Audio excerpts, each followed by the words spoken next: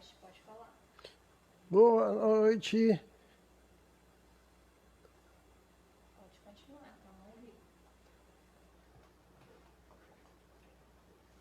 Olá, bem-vindos a mais uma live de saúde mental do Instituto Olhos da Maçã, grupo dos Jungianos de Brasília. Nós estamos na maratona de saúde mental, né? Essa segunda maratona desse ano nós estamos abarcando o tema transtornos de ansiedade. A ansiedade que hoje tem assolado é uma das maiores epidemias da nossa população, da nossa sociedade. Particularmente, eu fiquei muito surpreso ao perceber agora esses dias, que o nosso querido professor Drauzio Varela, que está nos acompanhando, um abraço, professor Drauzio, mobilizou a equipe do Fantástico para fazer exatamente 4 episódios do Fantástico dentro dessa temática, da ansiedade. Coincidência ou não, nós estamos diante de uma epidemia, e nós percebemos isso claramente dentro, da nossa clínica social, que esse ano tem atendido em uma faixa de 60 mil pessoas. Nós fizemos 60 mil atendimentos esse ano. Paula, você entrou? Está entrando, está no internet dela, já está entrando. Ok, estou aguardando. Hoje nessa live eu vou ter a ajuda de um dos membros aqui do Instituto, a Paula Dyer, que vai estar lendo as questões que vocês vão estar mandando para nós, aqui para a gente poder fazer o nosso bate-papo. Tá? Esse ano nós vamos ter mais 2 lives para encerrar o ano. A de hoje, a que nós vamos fazer quarta-feira à noite com o professor Silvio Lopes Pérez, e na sexta-feira o encerramento dessas atividades, e aí nós encerramos as lives de 2020. Tá? Bem, eu quero colocar hoje para vocês um dos temas para mim que é muito importante, por que a gente caracteriza a ansiedade como o mal do século, Muita gente vinculada à saúde mental costuma falar que é a depressão. Eu discordo em gênero, número e grau. Embora a gente tenha números elevadíssimos de depressão, a ansiedade, a depressão, ela está dentro da ansiedade. Tá? Quase todos os pacientes com depressão, no fundo, tem um quadro também de ansiedade. Tá? Eu estou escutando um barulhinho. Tem alguém aí? Oi, eu. Tá dando pra me ouvir? Ok, estou ouvindo a Paula. Ok, é porque tá tudo travado aqui, mas dá pra falar então. Não, legal, Paula. Obrigado. Agradeço a sua ajuda. A Paula é uma nova membro aqui do Instituto Olhos da Maçã. Oi, boa noite.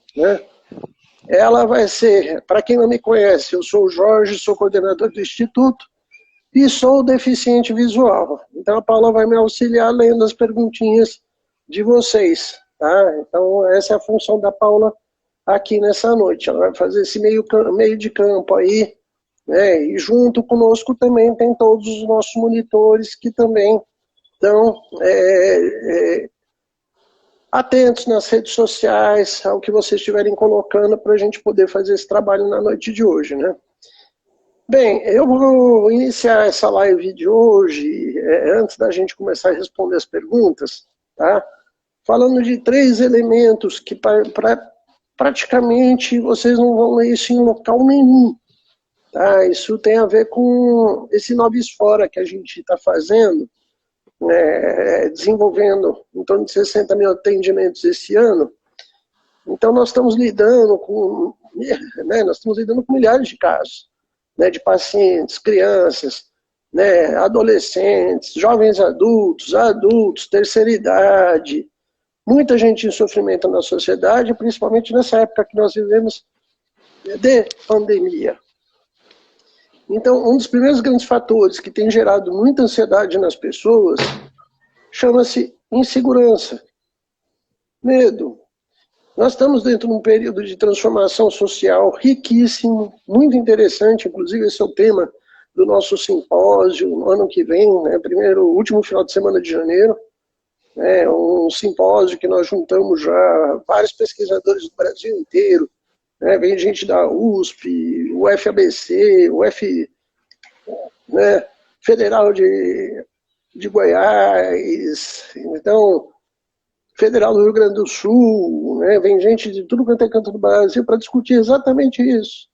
A era da transformação, o fim dos tempos, as mudanças sociais que nós estamos vivendo e que são intensas, e que com o fenômeno da Covid isso foi acelerado, só que isso gerou um processo interessantíssimo que já existia na sociedade, que é o embate entre uma cultura de conservadorismo frente versus, né, o próprio processo de ser obrigado a mudar.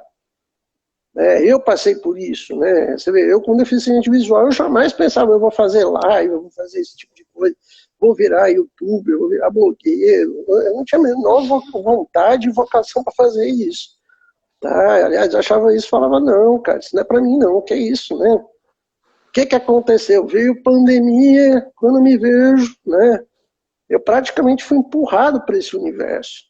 Né, porque a gente tem os cursos, a gente tem os trabalhos que a gente faz, as pessoas começaram a pedir direto, pô, vai, fala, né, ajuda a gente, os alunos exigindo, inclusive, isso da gente, falando, olha, estamos precisando de orientação, né, e até com função social, né, do Instituto Olhos da Almaçã e do Grupo dos Jungers de Brasília.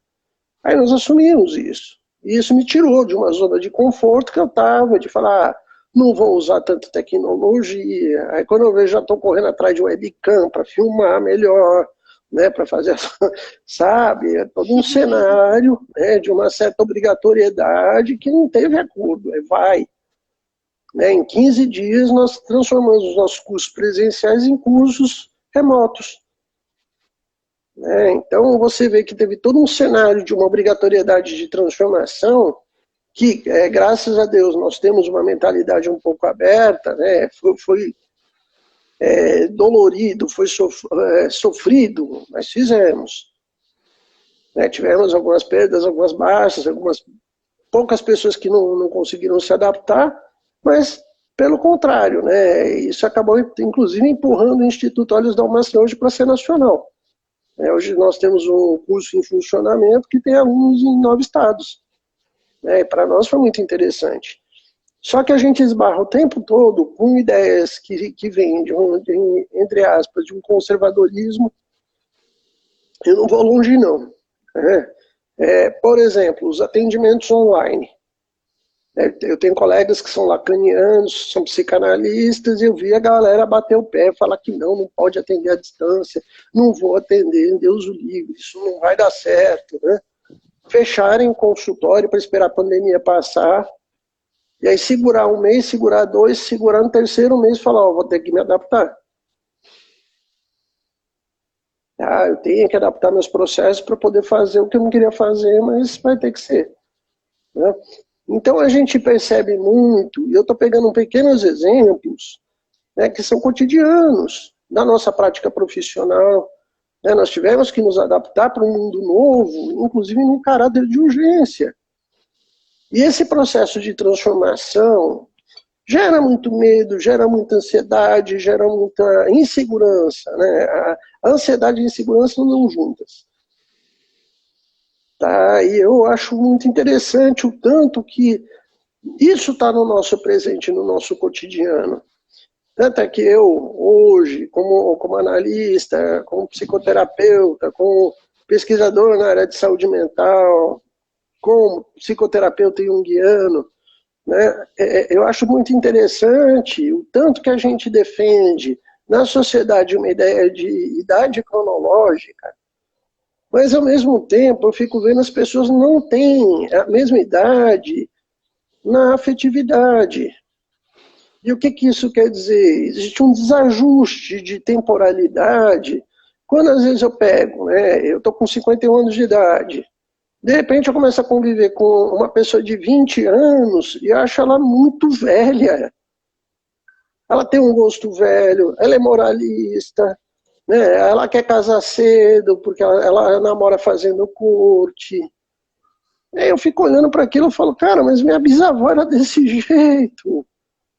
Onde é que essa pessoa está indo, né? Com todo respeito à religião de cada um, mas, sabe, a gente percebe pessoas hoje com 20 anos que são velhos, sabe? Que aprendem a dançar valsa, sabe? Eu falo, meu, já inventaram rock and roll já cresceu, já amadureceu, já evoluiu.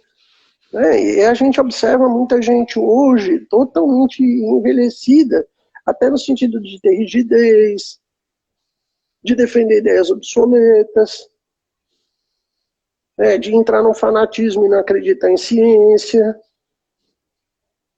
Por que isso está tão forte? Por que isso entrou tão de sola na nossa civilização? Por que nós temos uma população jovem, envelhecida, sem espírito de aventura, sem criatividade, sem força de vontade? E aí, se de um lado, num primeiro momento, nas crises de ansiedade, a gente tem uma era da transformação que obrigou a humanidade a mudar, inclusive no sentido econômico, e todos os estudos mostram que tem mudanças que vieram para ficar, na área acadêmica, na área da governança, na área administrativa, por exemplo, home office. Isso é muito difícil, a maior parte dos trabalhos hoje não ficar híbrido. Né? Você poder trabalhar um pouco no escritório e um pouco na sua casa. Porque isso diminuiu vertiginosamente o custo operacional do trabalho, né, para muitas empresas. Eu estou aqui no estado de Goiás, o governo de Goiás economizou em torno de 24 a 30 milhões. Eu não lembro exatamente o número certo, mas com a ideia do home office. E para um governo de um estado, é muito dinheiro, né, gente? Dá para construir um hospital. Então, o governo já está decidindo, aí, ano que vem, com ou sem pandemia, manter uma parte dos funcionários operando das suas casas. Eu, como professor, eu no começo eu vi muitos alunos tendo resistência, não vou adaptar, não quero, não vou. Hoje, inclusive, como professor universitário, eu vejo aluno falando, professor, eu gastava 2 horas, né, entre acordar, tomar banho, né, me arrumar, entrar no carro, atravessar a cidade, chegar na faculdade, né, para poder começar a assistir aula às 7 da manhã. E mesma coisa, para voltar era mais 1h30 de trânsito, às vezes 2 horas, dependendo do trânsito. Essa aluna está falando, professor, hoje eu acordo meia hora antes, tomo café com a minha família, né, boto uma blusa lá, né, sento e assisto a aula. Inclusive tem acontecido cenas maravilhosas aí que a gente tem visto, né? O pessoal tá lavando louça, assistindo a aula, né? Sabe, tem, né, cada um fazendo o que pode, né? Uma aluna nossa aí, a pós-graduação, cuidando do jardim, escutando a aula. Eu particularmente acho isso fantástico, né? Se a pessoa consegue manter a concentração, né, e tá fazendo 2 coisas ao mesmo tempo, tranquilo, né? Uma boa, tá? Então, o primeiro momento que vem gerando muita ansiedade na vida das pessoas é essa questão das mudanças forçadas que o espírito do tempo nos impôs. E a gente tem que mudar, a gente tem que evoluir, tem que crescer, tem que utilizar a tecnologia e ponto final. Não adianta a gente esperar que o nosso mundo vá voltar ao normal, porque a gente tem um novo normal. Nós já fizemos até uma live sobre isso, com o professor Denis Canal Mendes, há um tempo atrás. Primeira questão. Segunda questão, que eu acho que é um elemento muito interessante, né, é a questão que eu particularmente me chama muito a atenção em consultório, é a questão da solidão das pessoas. Que antes da pandemia, isso já estava dominando a sociedade. Até que esse foi um dos grandes fatores que a gente percebeu, inclusive com o crescimento vertiginoso de doenças da saúde mental. Quanto mais isolado o paciente, pior é o quadro dele. E esse é um detalhe que eu chamo a atenção em todos os casos de saúde mental. Seja uma esquizofrenia, uma depressão, um transtorno de pânico. Tá? Nós somos seres gregários, nós somos seres sociais. Então, por mais que você seja tímido, introvertido, né? Se você for uma pessoa sadia, né, você vai ter uma socialização legal com a tua família, né? Você pode ser tímido, tá? Tem 2, 3 amigos, mas tem amizade com alguém, né? Mesmo tímido vai ter 2, 3 amigos, né? Uma pessoa muito introvertida. Só que a gente hoje lida com a realidade onde tem muita gente que não tem convívio social nenhum. É aí, inclusive, onde a gente caracteriza a gravidade de vários transtornos, como, por exemplo, transtorno bipolar, esquizofrenia. Tanto é que a política hoje, né, de saúde mental brasileira, né, através dos CAPs, através dos hospitais dia, através dos trabalhos de AT, visa exatamente ressocializar o paciente psiquiátrico, que perdeu sua capacidade de persona, inclusive de interação social. E a gente estuda muito isso, inclusive na nossa pós-graduação, que vai ser lançada agora em março, né, de saúde mental de base analítica. E esse é um dos grandes pontos que, inclusive, a doutora Nise da Silveira batia o tempo todo, né, que uma das funções do hospital tinha que ser a reinserção, tratar esse indivíduo, né, para ele poder voltar a socializar dentro das suas limitações, mas que ele fosse inserido de volta na sociedade e não simplesmente, né, colocado fora da sociedade. Né, porque isso é péssimo para todo mundo, é péssimo para a família, é péssimo para o indivíduo.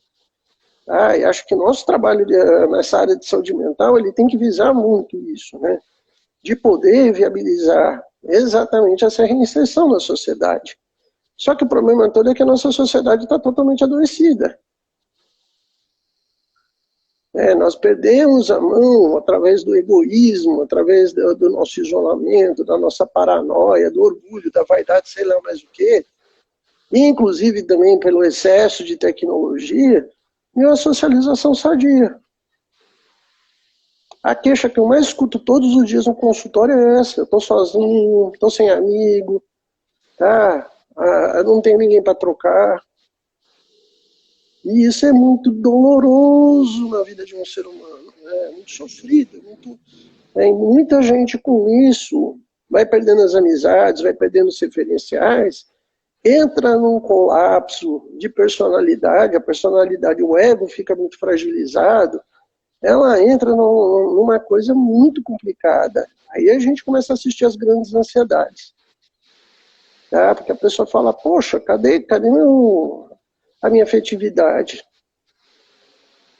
Nós somos seres de afeto, eu falo muito isso, nós somos seres de abraço, de beijo, de carinho, de toque, de pele. E você tem que estar muito fora da casinha para não participar disso. Você tem que ter algum problema muito grave para não querer abraço, beijo, carinho, sabe? Porque nós somos assim, nós somos esses seres. É muito interessante a gente trabalhando aqui em Goiânia, até auxiliando num orfanato, né? Nós tínhamos parceria com o orfanato aqui, ficamos 2 anos auxiliando, mesmo bebês recém-nascidos. Isso era muito visível, né? Uma das coisas que mais me fascinou, inclusive nesse trabalho do orfanato, era ver o tanto que essas crianças pequenininhas tinham necessidade de toque, de colo, de afeto, de pele, sabe? A gente pegou um bebezinho, eu não esqueço essa cena, ele chorando, dava mamar nada, trocava nada. Aí até eu orientei a cuidadora, falei, né, põe ele na sua pele. Tá? Tira uma parte da sua blusa, encosta ele na sua pele. Né? E ela tirou a roupinha dele e fez isso. E parou de chorar na hora. Ele acalmou, ele quietou. Nós somos seres de afeto. O que nos diferencia de vários outros animais é a nossa capacidade de amar, de ter empatia, de reconhecer o outro, de se reconhecer no outro. Tá? E particularmente é interessante, né, que ao mesmo tempo que nós somos seres de carência, a gente tem hoje milhares de pessoas ensinando como ser egoísta. Né? Codependência nunca mais, você não precisa de ninguém, você é uma pessoa empoderada, pise nos outros, mostre que você é orgulhoso, né? uma bobagem intelectual, acadêmica, de best-seller, de gente que não saca porra nenhuma de psicologia, tá? Que só estimula a vaidade e a arrogância e produzem pessoas arrebentadas afetivamente. Porque a pessoa sai, a partir do momento que ela faz esse tipo de trabalho com ela mesma, de eu não preciso de ninguém, eu já atendi milhares de pessoas assim no consultório. Né, que ela faz lá os trabalhos dela, sei lá, de coach, de empoderamento, né? Aí termina com o namorado que ela gosta, porque ela quer ser livre, então vão desfrutar da minha beleza, do meu sucesso, da minha coisa. Legal, vai para as boates, beija na boca de um, fica um tempo lá. Aí passa alguns meses, começa a falar, pô, tá faltando alguma coisa, eu tô precisando de alguém. Aí o orgulho não vai sustentando mais. Aí por mais que ela se perceba bonita, até se ache bonita, mas beleza, não faz beijo na boca. E às vezes os beijos que ganha são muito sem graça, né? Fora as latadas que vão acontecendo ao longo da vida, que a pessoa, né, quando a pessoa está muito no orgulho, é incrível como atrai gente ruim em volta dela. É incrível como atrai, né? E aí, natural, né? Passa 4, 5 meses lá, começa a ter saudade do ex, começa a ficar bêbado de madrugada, aí aparece a história do dedinho maldito, que tem vida própria, e bêbado de madrugada começa a ligar pro ex, né? Você tá rindo de quê, Paula? Você já fez isso? Sabe? É o dedo maldito que tem vida própria. Isso é pesado, né? Porque aí... Só que às vezes você perdeu a chance, né, de estar com uma pessoa legal, estar bem com você, estar bem afetivamente, estar bem sexualmente. E a gente tem hoje uma cultura de egoísmo que começa nas religiões, que perpassa pela nossa educação, que perpassa pela falta de empatia das pessoas. Quanta gente não tem empatia, né? E ainda mais nesse cenário horroroso que a gente vive de pandemia, né? Então a gente tem isso hoje dentro dos governos, né? A gente tem isso muito bem claro dentro da política. E aí, virou o que depois? Aí a gente tem que combater esse processo de orgulho, de solidão, de negar a nossa afetividade. Tem que ter muito cuidado com isso, porque isso gera muita ansiedade. Não é pouca ansiedade, não. É muita ansiedade. É muita ansiedade. E quanto mais carente você está, mais desesperado você vai ficar. E não é só para encontrar alguém, não. Sabe, é aí onde eu vejo a carência, pessoas fazendo atrocidades com a própria vida. Atraindo relacionamentos tóxicos, ficando com gente que não tem nada a ver. Sabe, todo mundo que está de fora percebe clara e nitidamente, ó, não tem nada a ver com você. Ah, mas a pessoa não insiste, vai, briga com todo mundo, xinga o pai, chuta a mãe. É ruim, mas é meu. E me perdoem, gente, eu não discuto essas coisas por gênero, porque eu já cansei de ver homens fazendo isso, mulheres fazendo isso, gays fazendo isso. E é onde a gente está numa latada social, numa crise social, que eu falo que um dos sentimentos que menos existe na nossa sociedade chama-se amor próprio. Eu ando na sociedade hoje, eu gosto de observar a vida das pessoas, até pela minha profissão. Né? É raríssimo você encontrar uma pessoa que tem amor próprio. A gente não acha, sabe? Porque se a pessoa tiver amor próprio, ela não só ela se respeita, ela vai entrar numa espiral de crescimento, de organização da vida, financeiro, profissional, afetivo, tá? Consegue fazer as coisas. Jorge, posso fazer uma pergunta? Pode ir. Qual que seria a diferença entre amor próprio e egoísmo que você está falando? Muita. Porque quando você tem amor próprio, você vai ter respeito e empatia com as pessoas. Você se ama e você vai amar as pessoas. O egoísta não se ama e não ama quem está perto. Entendi. Tá? É simples assim. O egoísta não quer nem se ajudar, nem ajudar ninguém em nada. Uhum. Tá? É muito fácil da gente perceber. Ele é totalmente focado nele, o egoísta. Né? Tá? E o que, que a gente percebe dentro disso? Nós temos que combater essa solidão. As pessoas estão solitárias. Está todo mundo carente, todo mundo reclamando da mesma coisa. Repito, a coisa que eu mais escuto na sociedade, entre meus amigos, né, entre as pessoas com quem eu convivo, dos meus alunos, né, na clínica social é exatamente isso.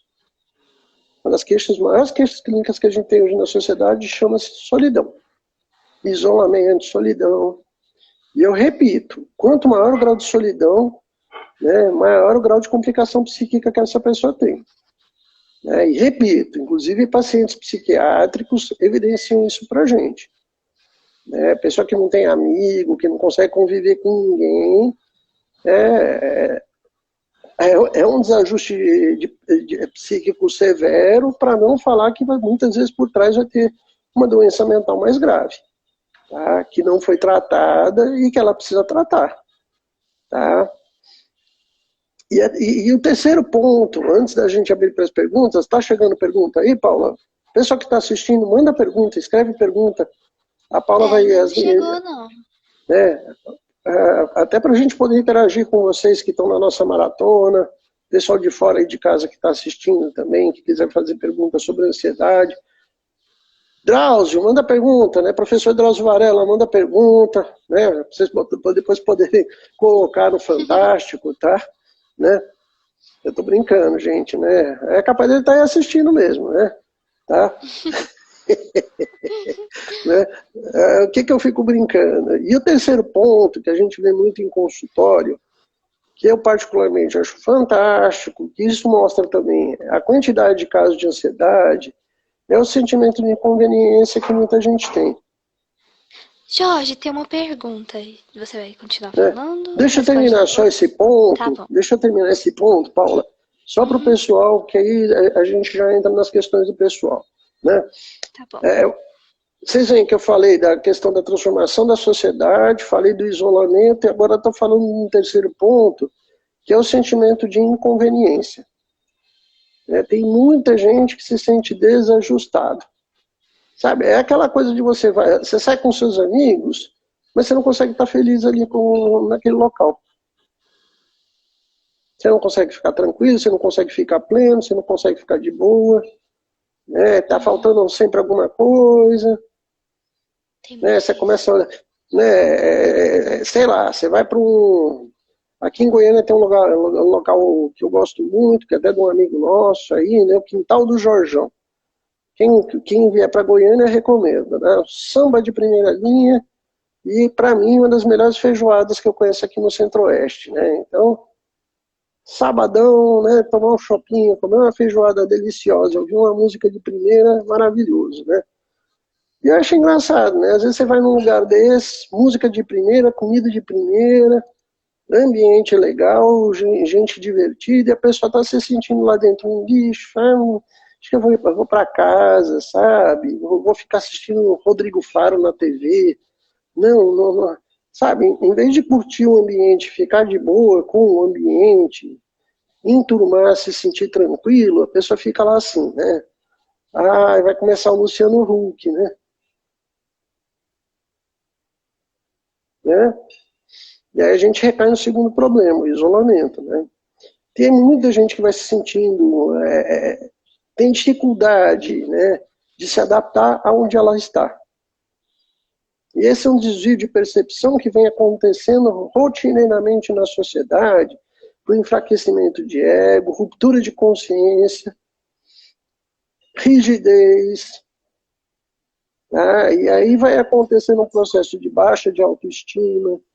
Não me sinto bonito, não posso ficar aqui, não estou legal, eu sou o ceguinho da turma, todo mundo aqui enxerga, eu não enxergo, deixo ir embora. Então, esse sentimento de inconveniência, gente, é uma das coisas que também tem sido muito comum. Tá? Eu ouço milhares de pessoas falando isso. Ah, eu estou trabalhando, mas não está legal o meu trabalho, eu não me sinto legal no meu trabalho, né? Eu tenho visto isso, as pessoas falando disso na política, na religião, no trabalho, no lazer. Ah, eu estou pensando em terminar meu casamento. Né? Você vai, por que você... Ah, não sei. Né? Eu não sei o que está acontecendo, não estou me sentindo legal. Tá? Esse sentimento de desajuste, de inconveniência, muitas vezes a pessoa não percebe que por trás dele é ansiedade. A gente está falando de outros quadros de ansiedade que a gente não coloca nas videoaulas, né? Até porque o tema ansiedade ele é riquíssimo e ele é quase que inesgotável. Tá? Mas hoje, esse sentimento de inconveniência está muito comum. A gente percebe isso, se você der uma navegada nas redes sociais, tudo bem que rede social às vezes é complicada, aqui a gente está fazendo essa live pelo Instagram, né, até para variar os meios, né, para não ficar só no YouTube, para não ficar só no WhatsApp, nós resolvemos variar, né? Bota alguns num canal, depois põe outros em outros, porque as pessoas têm, alguns têm mais facilidade em um canal, outros têm mais facilidade em outro, até para a gente poder universalizar o conhecimento, né? Agora, o que acontece? Eu particularmente acho tão interessante como tem gente que está super triste, ela vai lá para tirar foto, ela dá aquele sorrisão, esquece tristeza, né? Na foto ela está maravilhosamente feliz, mas depois ela vê aquela foto e fala, ai, eu não fiquei bem. Ai, eu não estou legal. O que eu estou querendo falar com isso? Tem muita gente que não consegue se ver e se reconhecer. Quando se olha no espelho, fala, quem que é essa pessoa que está aí, né?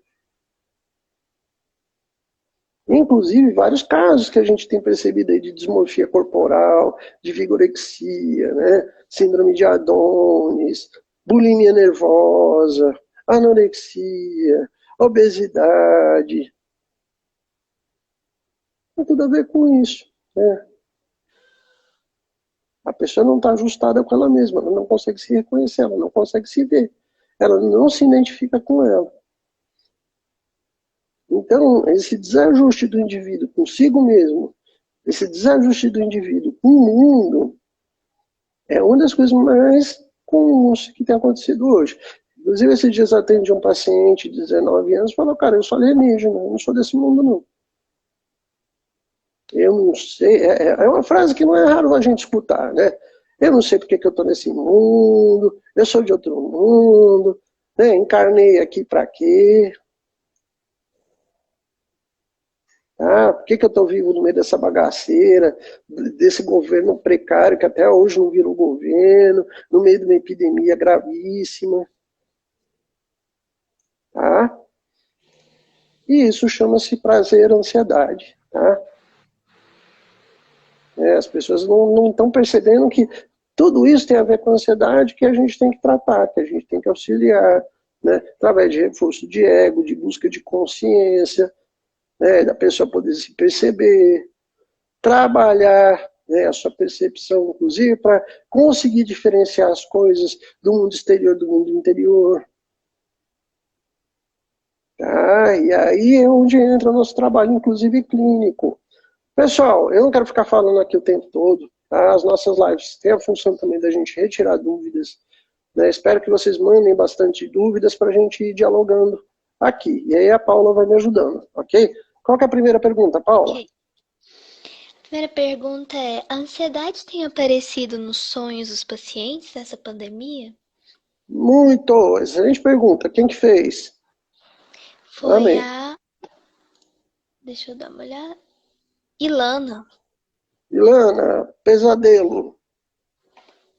O que eu tenho atendido de pessoas com um pesadelo é uma coisa gigantesca, tá?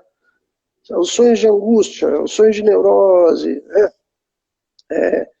Pesadelos são muito comuns. Outra questão que está muito comum é quando o paciente ainda sonha, Ilana, a gente ainda fica feliz, né? Fala, poxa, pelo menos o inconsciente está conseguindo trabalhar. Mas a quantidade de pessoas no meio da pandemia com insônia é gigantesca. Sim. Tá? Tem milhares de pessoas que não estão conseguindo sonhar, porque não conseguem dormir direito. Né? Dorme o dia inteiro, né? De noite, aí perde o sono de noite, aí atrapalha tudo, né? E não consegue dormir. Né? Então, tem tido demais. Tem muito caso assim, né? A gente trabalha com análise de sonhos dentro da psicologia analítica. Isso é uma questão que, para nós, é vital, né?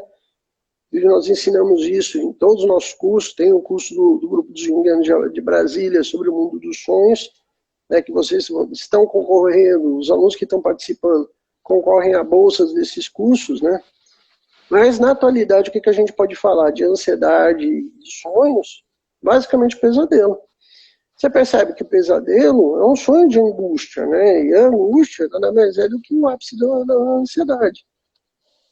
Onde você, de repente, você sonha que alguém está te perseguindo, né? Que você tem, sei lá, alguém querendo te matar enforcado, né? Aquelas coisas todas deliciosas que a gente tem.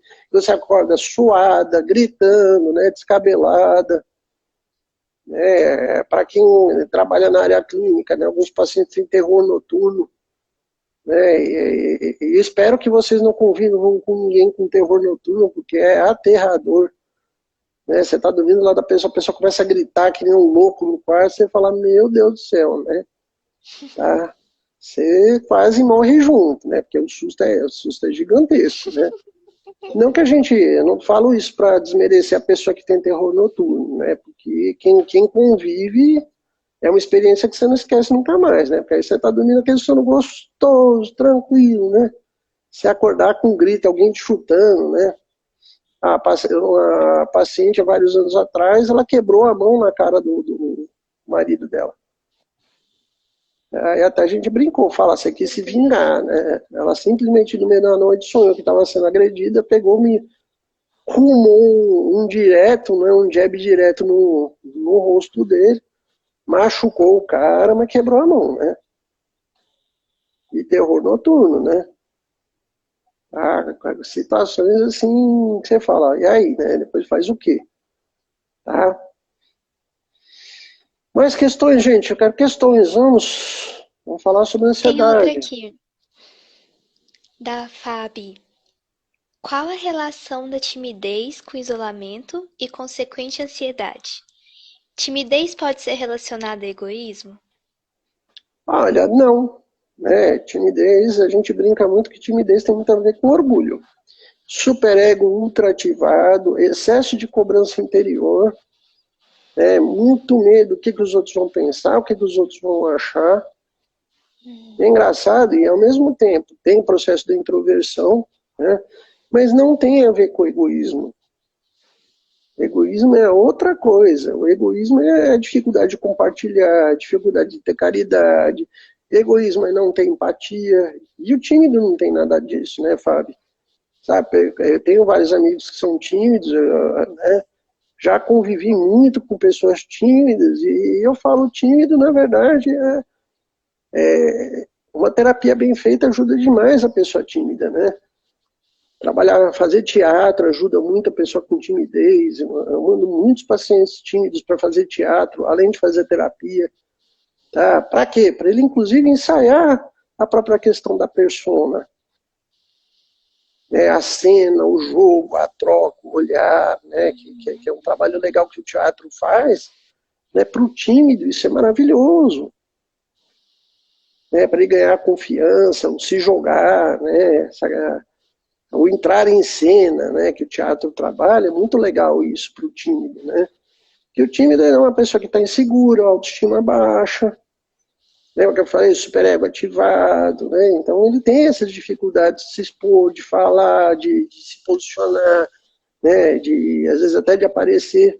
Agora, tudo isso tem a ver também com o cenário do que a gente vive hoje da pós-modernidade, né? Porque as redes sociais, a tecnologia, né?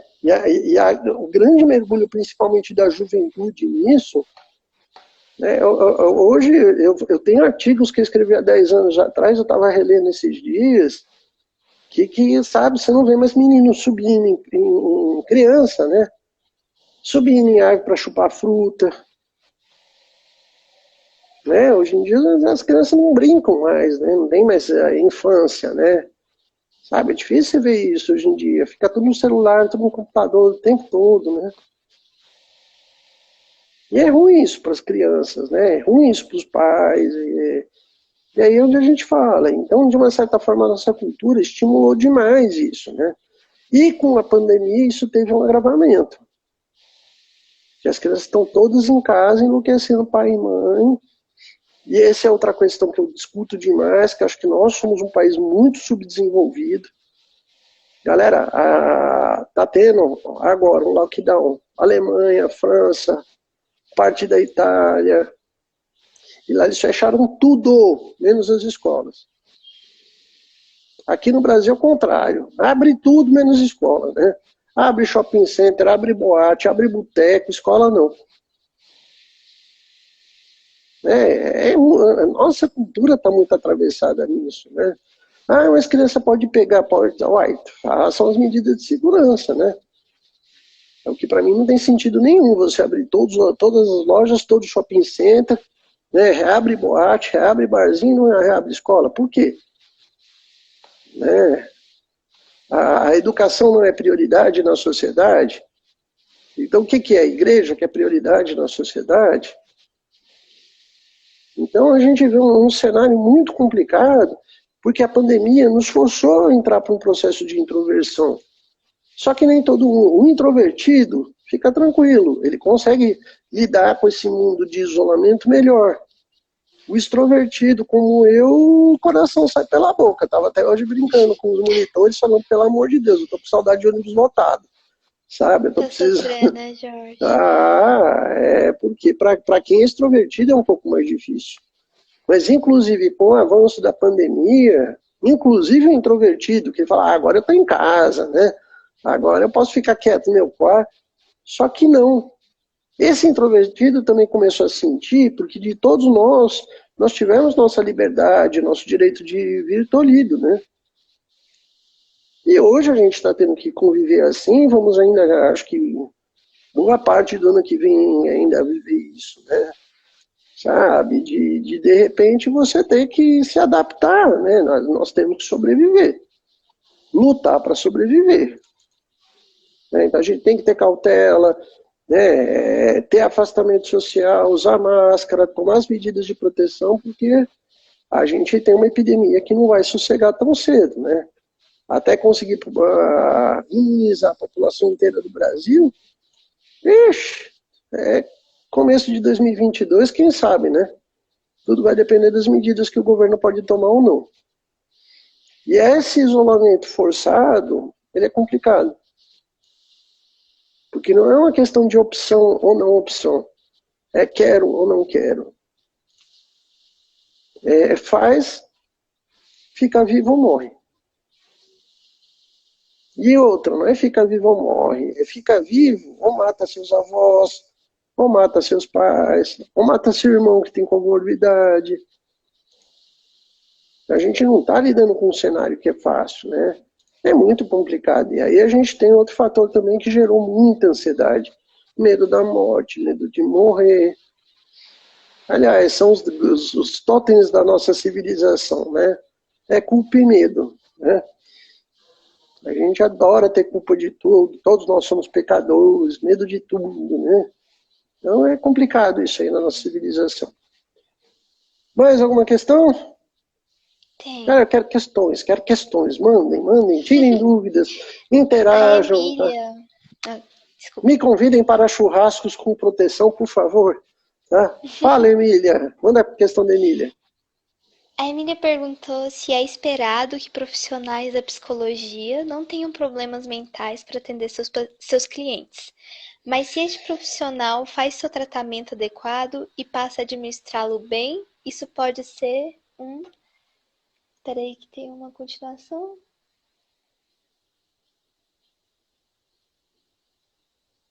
Ixi.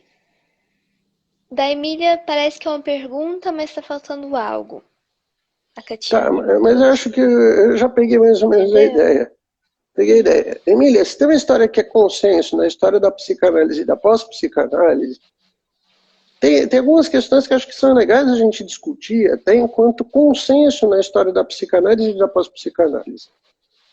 Então, Jung, Reich, Freud, Melanie Klein, Flournoy, a turma toda que fundou a psicanálise, que a psicanálise não tinha dono, foi o Freud que fundou a psicanálise. Não, Freud foi o gestor de um movimento, né, que estava lá, Flournoy, Otto Rank, né, a lista era grande. Ele juntou 40 cientistas que estavam pensando.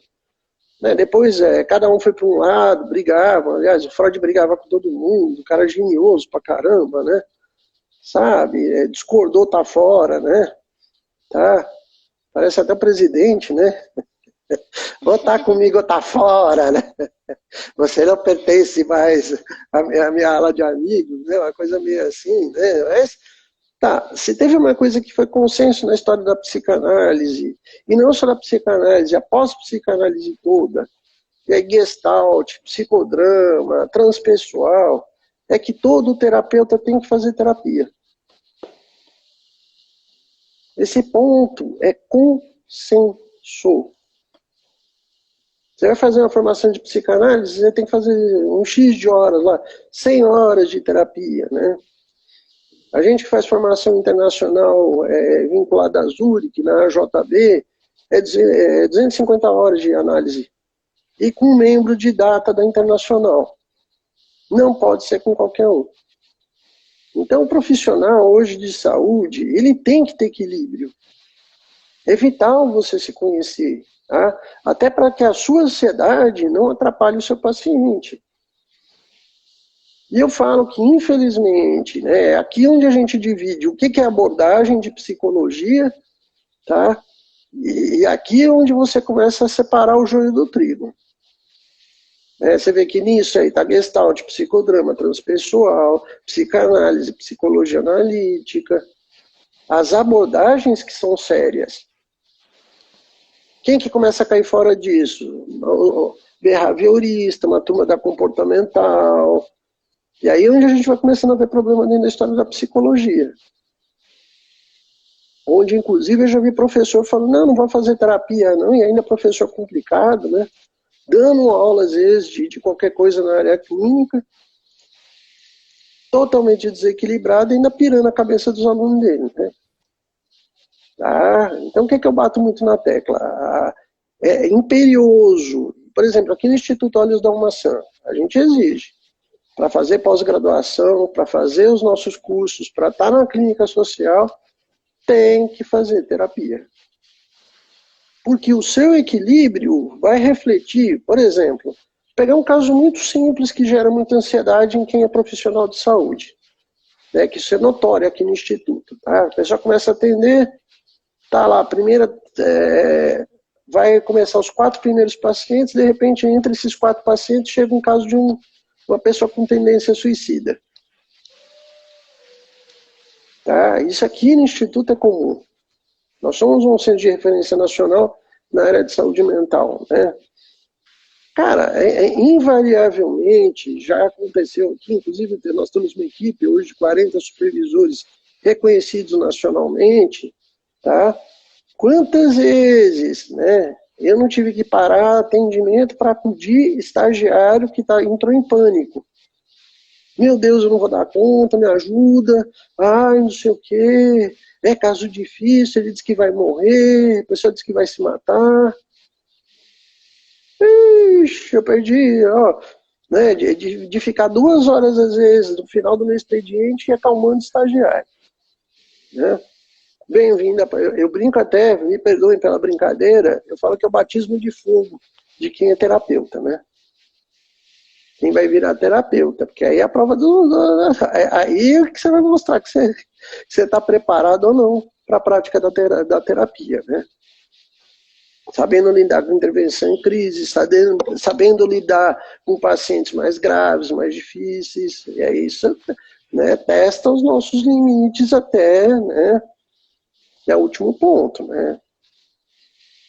Eu não estou falando isso aqui para desmerecer ninguém, nem paciente, nem profissional. Faz parte do nosso preparo. E foi muito legal esse consenso na história da psicanálise, porque ele diferenciou, inclusive, né, é isso que nos diferencia, por exemplo, de um coach. de um hipnoterapeuta, dessas questões que para mim não são abordagens, né? Você vê que a abordagem tem supervisão, né, atendimento supervisionado, tem um conhecimento teórico, né, que você estuda toda uma teoria para poder trabalhar, né, e tem a terapia, a sua terapia que você tem que fazer para poder virar profissional, né? E a gente tem que estar muito consciente disso, né? Que é isso que diferencia, inclusive, profissionais de amadores, né? Gente, vai dar para responder rapidinho mais duas questões, porque o horário está batendo já, né? Essa live ela dura 1 hora, né? Amanhã nós vamos fazer mais uma live com o professor Silvio Lopes Pérez, que é um dos grandes analistas brasileiros de São Paulo, né, das 20 até as 22 horas, então a gente vai ter um tempinho a mais também para discutir outros assuntos, né? Tem mais pergunta, Paula? Tem do Cris Viana. Em casos de ansiedade forte, quais os sinais para sabermos que é a hora de encaminhar para um psiquiatra? Olha, Cris, excelente pergunta. Tá? Não sei se é a Cris ou se é o Cris, mas seja como for, tá? Legal a sua pergunta. Eu falo que é quando o paciente está em grau de sofrimento muito elevado. Somatizando demais, quando você percebe que... Sabe aquele paciente que está agoniado, a pessoa está agoniada demais, ela não consegue fazer nada?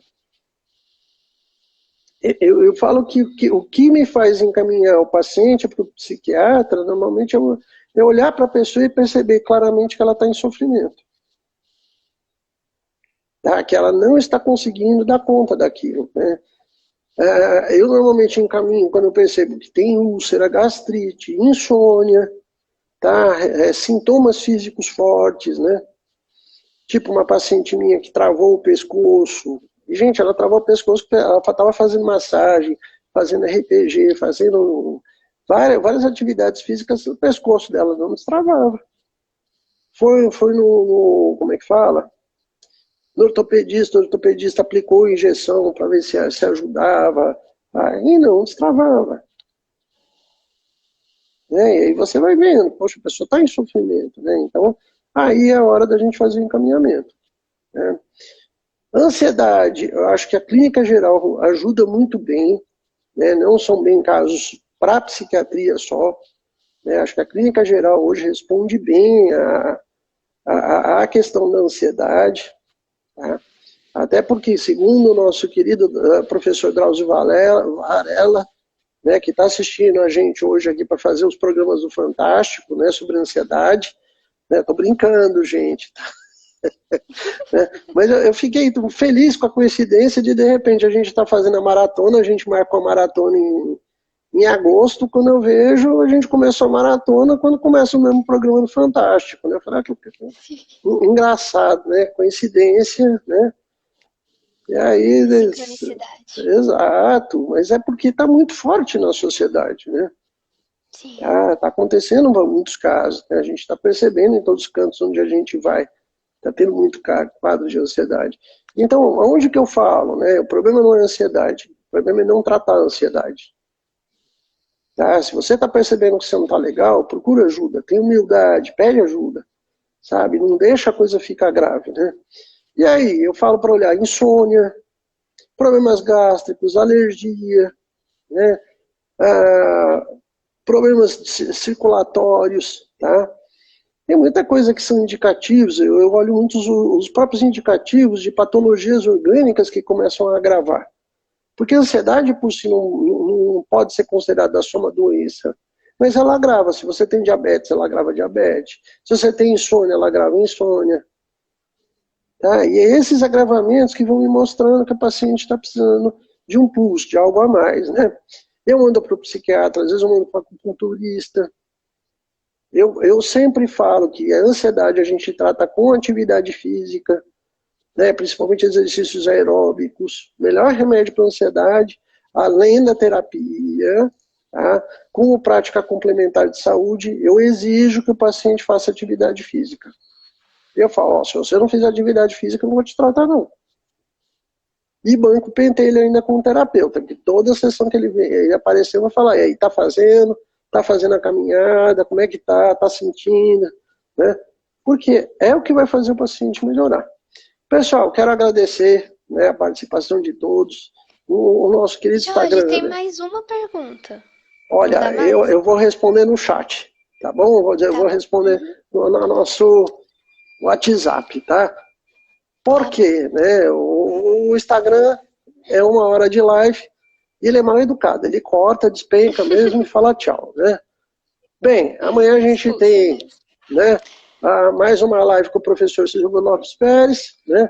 E sexta-feira a gente faz o nosso trabalho de encerramento, tá? Para quem está na maratona inscrito, né, vamos seguindo aí que tem muito conhecimento para a gente trocar. Muito bom estar com vocês, gente. Boa noite. Boa noite, Jorge. Obrigada. Boa noite, gente.